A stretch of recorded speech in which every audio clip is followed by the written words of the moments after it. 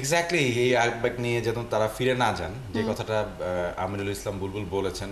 ওনার সবচেয়ে সুবিধার জায়গা হচ্ছে উনি ক্রিকেটটাকে তো খুব দারুণভাবে বুঝেন। ক্রিকেট ডেভেলপমেন্টে লম্বা সময় ধরে কাজ করা মানুষ, বাংলাদেশের সাবেক ক্যাপ্টেন, বাংলাদেশের প্রথম টেস্ট সেঞ্চুরিয়ান, অনেক গর্বের সাথে আসলে উনি জড়িত।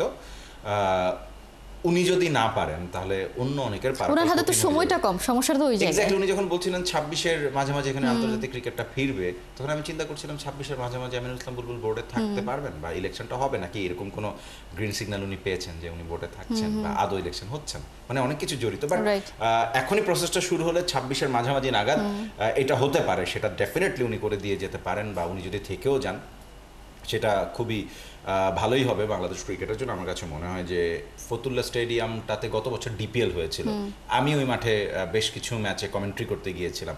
ডেফিনেটলি সেখানে সেই মাঠটা আসলে খুব একটা খেলার উপযোগী আমার কাছে মনে হয় নাই। এবং ওভারঅল রিসেন্টলি আমরা একটা টেলিভিশনের প্রতিবেদনও দেখেছি যে ফতুল্লা স্টেডিয়াম আসলে চুরি চামারির আখড়াতে পরিণত হয়েছে, অথচ মাঠটা ঢাকার খুব কাছে। এখানে আন্তর্জাতিক ক্রিকেট এই বিবেচনায় বানানো হয়েছিল, যখন বর্ষা হয় তখন পুরো মাঠটা প্লাবিত, মানে তার প্র্যাকটিস ফ্যাসিলিটি বা যে 3টা উইকেটের কথা বলেছিল এই এরিয়াটাই ডুবে যায়, কচুরি পানা দিয়ে ভরা থাকে এই জায়গাটা। তো সব কিছু মিলে আমার কাছে মনে হয়েছে যে ফতুল্লার মতো একটা stadium, not only that Fatullah, এরকম অনেক স্টেডিয়াম আছে যে স্টেডিয়ামগুলোকে সংস্কারের অভাবে এগুলাকে বিশ্বমানের বা আন্তর্জাতিক স্টেডিয়াম করে তোলা যায় না। আবার দু একটা বিশ্বমানের স্টেডিয়াম বা আন্তর্জাতিক ক্রিকেট স্টেডিয়ামকে শুধুমাত্র গত 17 বছরের রাজনৈতিক বিবেচনায় সেখানে কোনো আন্তর্জাতিক ম্যাচই দেওয়া হয় নাই।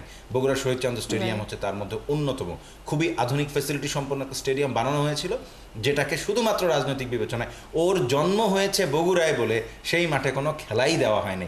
এইটা হচ্ছে আমাদের মানে ওই একটা ফ্যাসিবাদের ডেমোর কথা বললাম আর কি, যে খুব ছোট্ট জিনিস, একটা মাঠের কি দোষ বাবা, মাঠটা কোথায় দোষ করলো? সেখানে তো প্লেয়ারদের ফ্যাসিলিটি আছে, সেখানে আন্তর্জাতিক ম্যাচ আয়োজন হয়েছে, হওয়ার সব ধরনের সুযোগ আছে, সেই মাঠের ড্রেনেজ ব্যবস্থাও একদম ওয়ার্ল্ড ক্লাস ছিল, সেই মাঠটাকে বসিয়ে আপনি নষ্ট করেছেন। কার উপরে ইগো ঝাড়তে গিয়ে আপনি দেশের এবং দেশের ক্রীড়াঙ্গনের ক্ষতি করেছেন?